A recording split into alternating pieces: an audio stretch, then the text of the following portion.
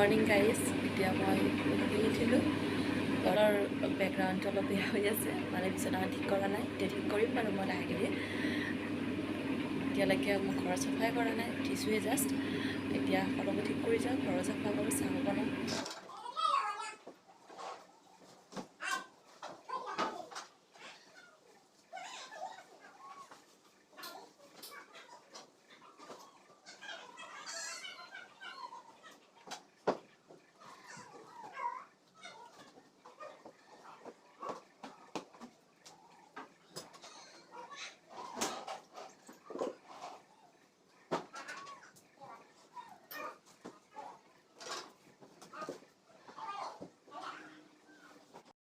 মোৰ বিচনা ঠিক কৰা হৈ গ'ল এতিয়া মাহঁতৰ বিচনাখন ঠিক কৰিম এতিয়া বাৰু ৰাতিপুৱাৰ কামখিনি হৈ গ'ল মোৰ তাৰপিছত এতিয়া মা কৈ আছে যে তাত কাপোৰ লগাইছে তাত এতিয়া ফুল তুলিব লাগে মায়ে যিহেতু এতিয়া ফুল তুলিব নোৱাৰা হৈছে চ' মই ফুলখিনি তুলি দিওঁ আকৌ মায়ে পাককেইটা ভৰাই থ'ব এয়া হৈছে শ্ৰী সত্যনাৰায়ণ পূজাৰ ভোগ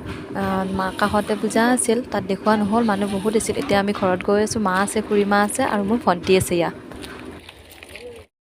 ৰ'ব মইতো আপোনালোকক ইণ্ট্ৰ'টো দিয়াই নাই ভিডিঅ' বনাই আছোঁ গতিকে মোৰ ইণ্ট্ৰ'টো প্ৰথমতে দি লওঁ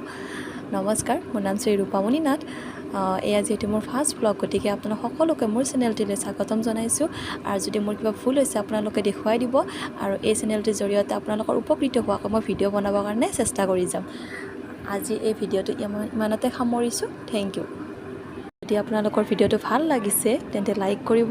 কমেণ্ট কৰিব শ্বেয়াৰ কৰিব আৰু ছাবস্ক্ৰাইব কৰিব থেংক ইউ